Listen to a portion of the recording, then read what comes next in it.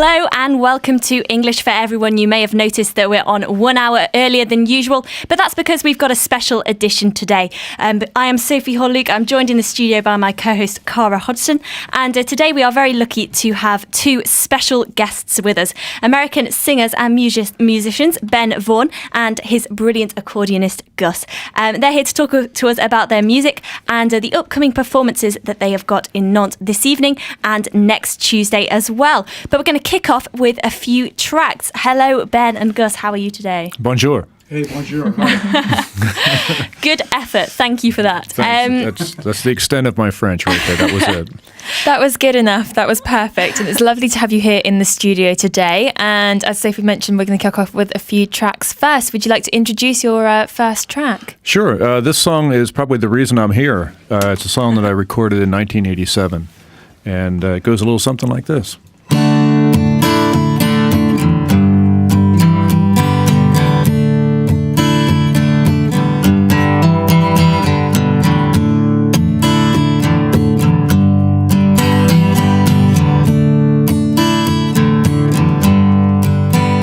Feel like Jerry Lewis in France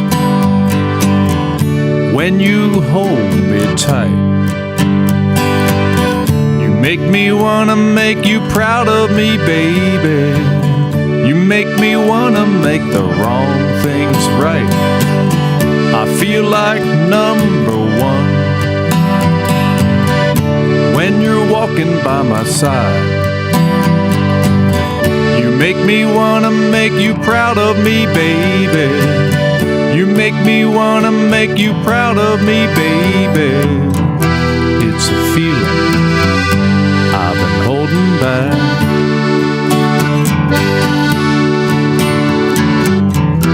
It's a feeling I've been holding back.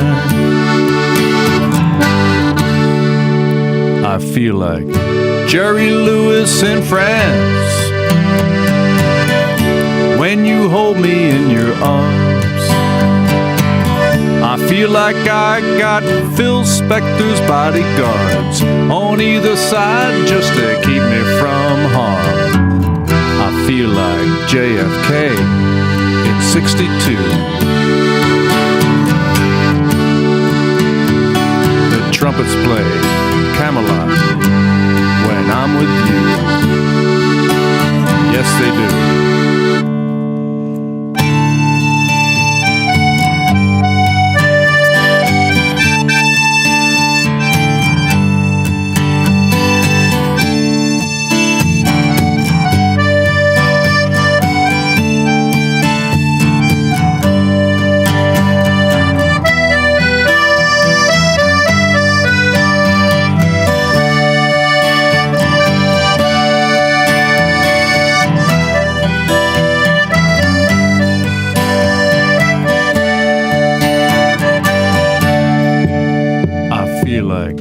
Jerry Lewis in France.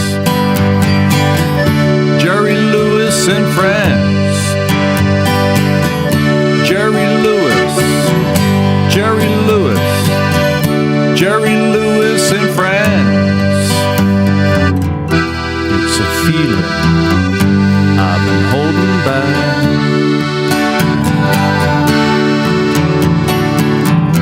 It's a feeling I've been holding back. Can't hold it back no more.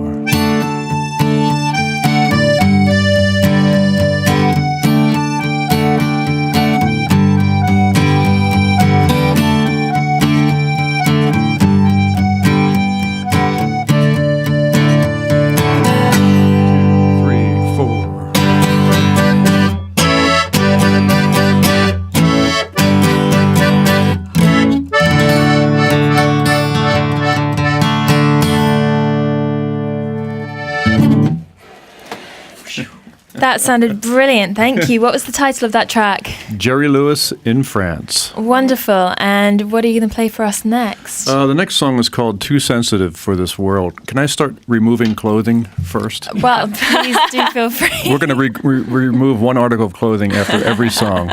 Gus. Luckily, there's only 3 songs. I'm just going to specify this is actually being filmed as well for the documentary, which we'll talk about in a little while. But That's why I'm doing this. You kidding?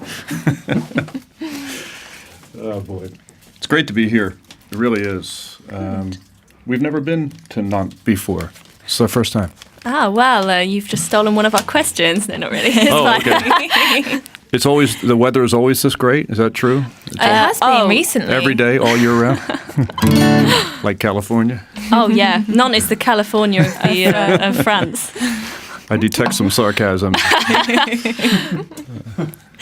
It's a beautiful city, though, and very walkable, and lots of open spaces and parks and Yeah, it is lovely. outdoor sculpture, and it's great. Yep. Okay, this guitar is a little out of tune, but we're going to make up for it with soul and experience and depth. Here we go.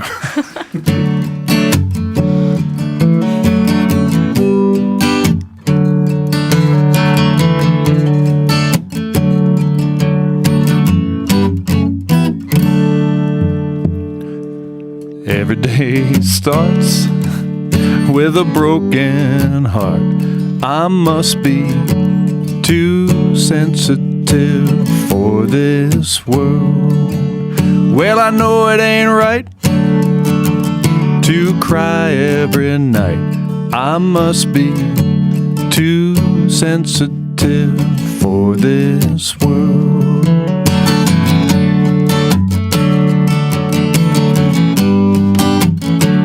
And the world is such a callous place.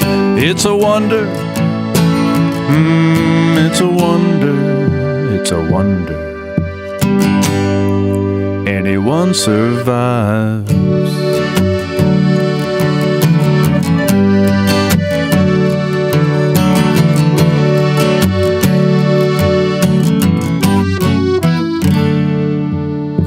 The clouds in the sky just make me cry.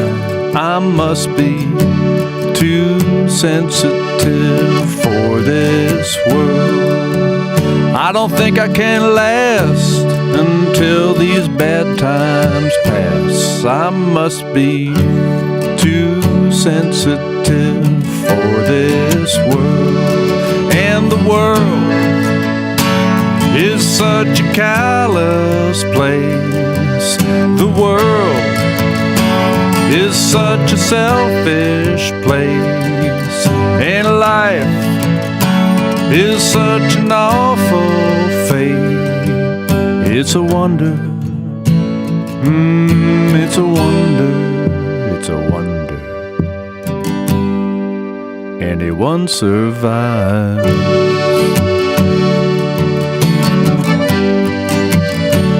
I must be too sensitive for this world. I gotta be too sensitive for this world.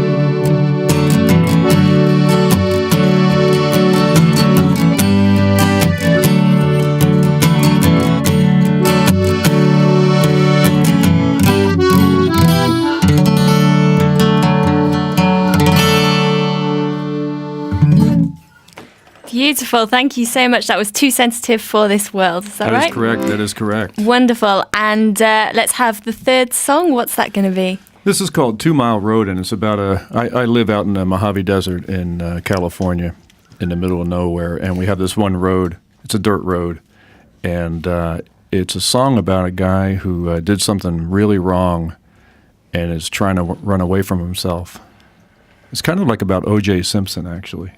Like if you actually got away with murder, what would it feel like?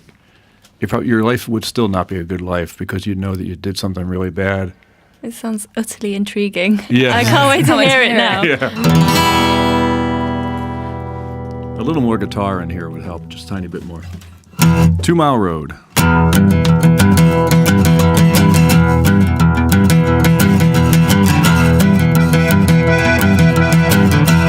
I'm driving down 2 Mile Road. 2 Mile Road. I got no plans for moving slow down 2 Mile Road. 2 Mile Road. down 2 Mile Road. Truth be told, I got no place to go except 2 Mile Road. If I look in the mirror, I know I'll find the tears of a girl that I left behind. I used to think that we reap what we sow, but now I don't know. So I just go down 2 Mile Road. 2 Mile Road. I got no plans for moving slow down 2 Mile Road. Drive on.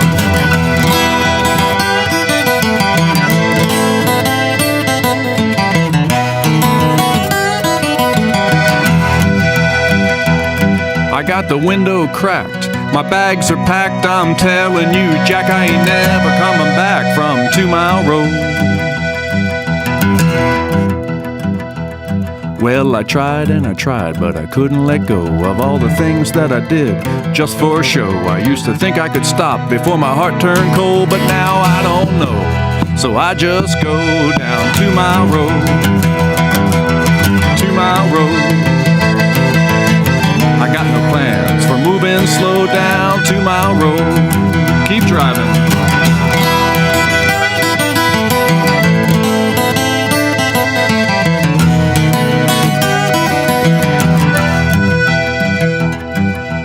Two Mile Road. I'm driving down 2 Mile Road. I'll forget everything I know on 2 Mile Road.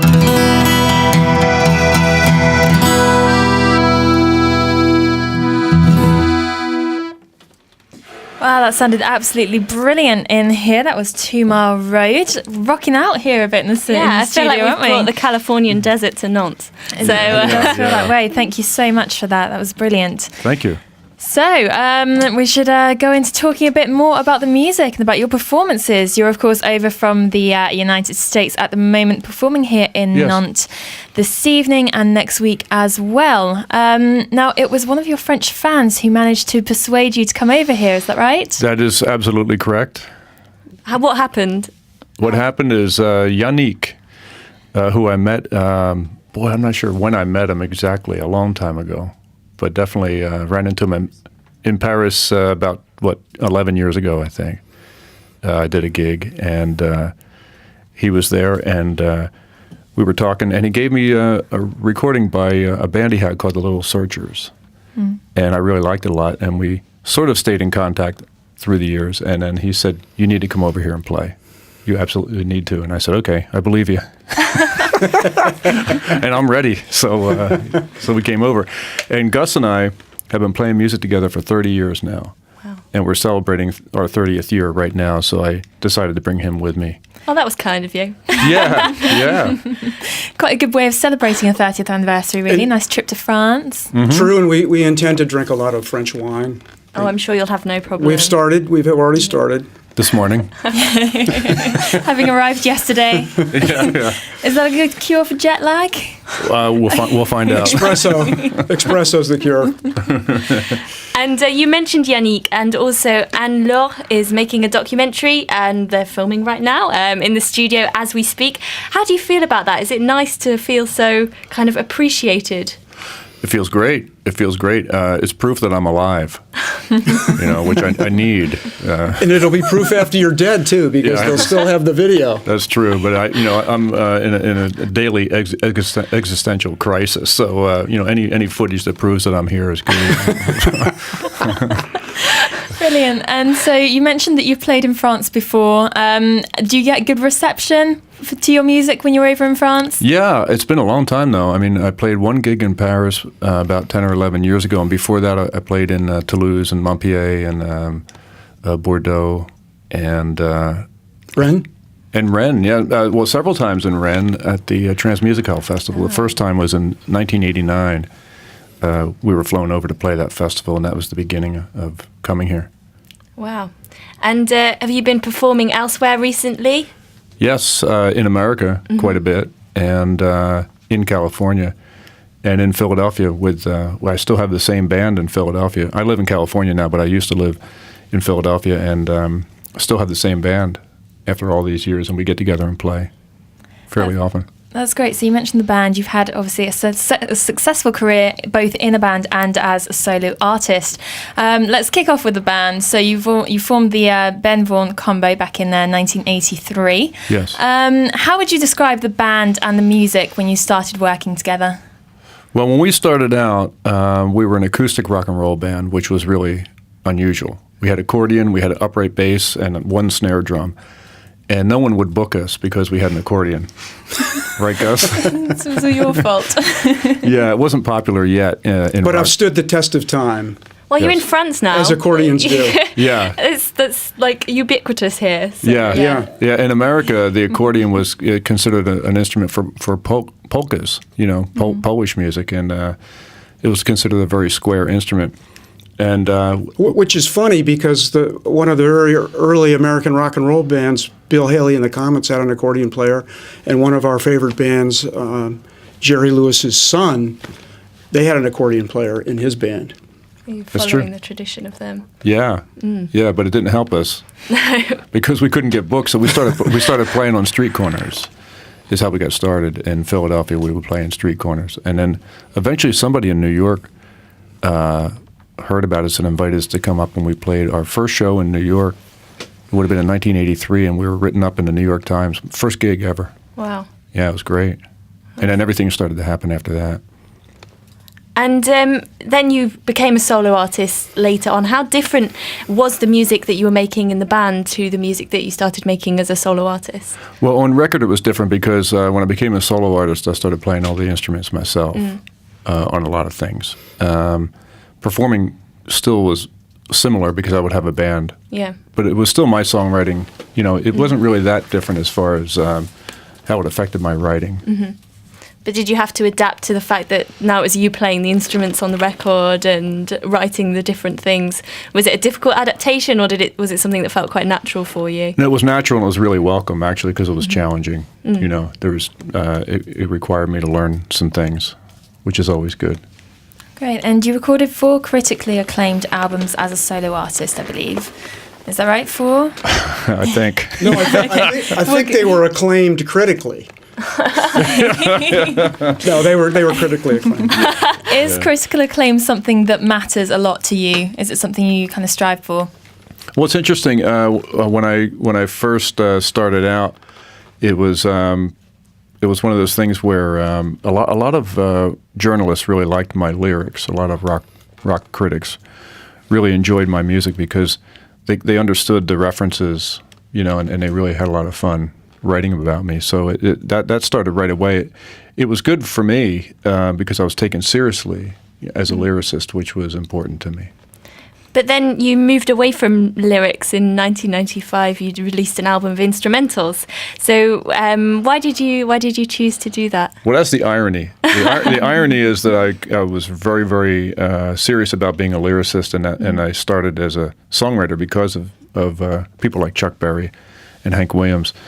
And the minute I stopped writing lyrics and started writing instrumental music, that's when the real success came.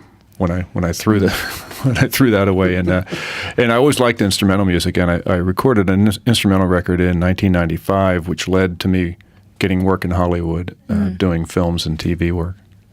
So, do you think that the melody is more important than the lyrics in a song? I do now. And you mentioned Hollywood. Yes. You've been a composer for several TV shows, such as Third Rock from the Sun and that 70s show, and a number of pilots as well.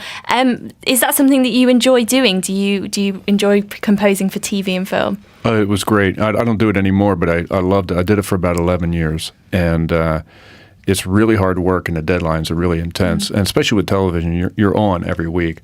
So you can't second guess what you're writing, which was really good for me as a writer, to be in a situation where your first idea had to be the only idea because they're going to take it out of your hands and going to put it on TV. The minute you're done, it's pulled away from you. So any kind of neurosis or writing, writer's block or anything that I might have had before was completely gone because of that work. So it was really great in that sense. And it gave me a reason to write music every day. And was it something that you consciously sought to do? Did you want to write for TV and film, or did it just come to you? I wanted to write for film, and I went out to Hollywood because Pulp Fiction came out in 1994, and a person who worked on the music for that soundtrack told me I needed to move to Hollywood now because I could work as a guitar player, on film scores and probably score for a few films myself. And so I went out, but after being there 3 months, I got a TV show, Third Rock from the Sun, and it went on the air and it became a hit. So I was all of a sudden a TV composer, but I hadn't watched TV in 20 years. I didn't know what TV music was supposed to be. So how did that work? Did you watch an episode and then you were asked to compose certain music for it, or what's the process behind that? You sit down with the director and you go over what is called a spotting session, and you bring your notebook and you go over and you mark down where they want musical interludes and cues and underscore, and then you write all those notes out and talk about what kind of feeling they want to have in a particular scene. And with Third Rock, what they did with that was really great because they had these little interstitials in between scenes with graphics, and they would just let me do whatever I wanted. So the musical sound on that show, they never gave me any direction on what it should sound like, what type of music. They just said, we want you to do what you do. And I was really lucky because what I created, actually the only note they gave me was they wanted classic American rock and roll as if played by aliens. What do you do with that? Where do you go with that advice? Well, the next thing they said was, and you're already doing that, so you've got the job. And I thought, wow, I'm not sure if that was a compliment, but I got the job. Well, that was brilliant anyway. And you're also no stranger to radio, having started your own show, The Many Moods of Ben Vaughn. What drew you to radio, having done TV and film? Well, when I was a kid, I was a radio fanatic. I would stay up all night and listen to radio stations from all over America. I grew up in the Philadelphia area, and we had great radio in Philadelphia. But on Saturday nights, I could pick up the Grand Ole Opry in Nashville, and I could pick up WABC in New York at night and WLS in Chicago. So I was just up all night. And the music was amazing at that time because the Beatles and the Stones and all the great soul music was all brand new. And they would play that stuff. You would hear songs maybe only once, ever, and then never hear it again. And I would remember these songs.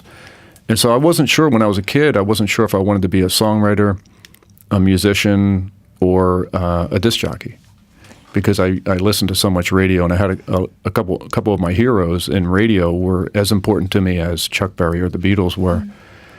And I started doing some radio back in the early 90s. There was a show called The World Cafe, which is a syndicated radio show in America. And on the first 2 years that they started that, I was brought in as a segment producer and host for various things. And everybody seemed to respond to it well. So I had it in the back of my mind that when I got out of doing the film and TV work that I would get back into radio. So I created my own show, which is now on in 7 different places in America now. Wow. So you've managed to do a bit of everything, really, because you've also done some production as well. You've produced a few albums for other artists. Yeah. Is that something that you like? Do you find it difficult to not be the one recording in the studio yourself? I love producing because it's sort of like being a mentor where, when I got into the business, the first producer I worked with, and Gus can remember this, he was a terrible producer. And he made one great album by one band that we liked so much, and then we found out later that they really made the record and he was just bringing coffee or something. But we thought he was the reason this record sounded so good. And the first album that the Ben Vaughn combo made, it took way too long to make, and it was so hard. The direction we got was so poor, and it was destructive, actually. It brought out worse performances instead of better performances. And I realized I would have to talk to the guys in the band and say, forget what that guy said and do this, And I realized, well, I guess I'm already a producer because I already know that this is not the way to go, and I'm already getting better performances out of the guys myself. So from that point on, I became a producer, and I really wanted to help other artists who, you really don't know much when you go into the studio for the first time. It's a really scary situation because you're taken out of your live. You're on stage every night, you're doing your thing, and everything is great. When you go into the studio, it starts to get pulled apart and dissected. And you have headphones on, and people, there's, barriers between the musicians, and things can go wrong real easily because it's disorienting. And I figured that I would be able to keep morale good and go help people get good performances. So I really like it. And you recorded the album Rambler 65 in your car. I'm sure you must get asked about this in every interview, but how on earth did that work? Well, I had a home studio in New Jersey, which is right across the river from Philadelphia. So I'm really from New Jersey, but you can see the Philadelphia skyline from the town I was living in. And I had a recording studio, and what I would do every morning, I had a Rambler sitting in the driveway. I had two Ramblers, actually, and I did a sound check. One ran and one didn't, and I did a sound check in both. I recorded the song in both, and the one that didn't run sounded better. And so I would wake up in the morning, and I would move my recording equipment into the car and several instruments, and I would record a song a day. And I would try to get done before kids came home from school because they would start making fun of me and throwing stuff at me. It's so intriguing. Yeah, it really is. Yeah, one day the mailman came over and just handed the letters into the car. It's true. Great. And so speaking of recording music and different ways of recording, will you be performing any new material? Have you recorded anything lately that you'll be performing this evening or next week while you're here in Nantes? I've written some new stuff, and we might get a chance to work some of that up. I wrote a song that we might get to it. I'm not sure yet. Mm-hmm. Are there any plans for another album? Oh, sure. Yeah. Can't stop now. No, it's too late. It's too late. No. Well, Ben, Gus, thank you so much for coming into the studio today. You're playing tonight at the Dynamo Cafe, that's from 8 p.m. And then you'll also be playing at the Saint Michelet in Nantes on Tuesday, the 22nd of October. And tickets will be €5 for that, which is a bargain. If you've heard the 3 tracks that they played today, I'm sure that people will be willing to pay much, much more. Thank you so much. Good luck with the performances and enjoy the rest of your time here in Nantes. Well, thank you very much. Thanks so much.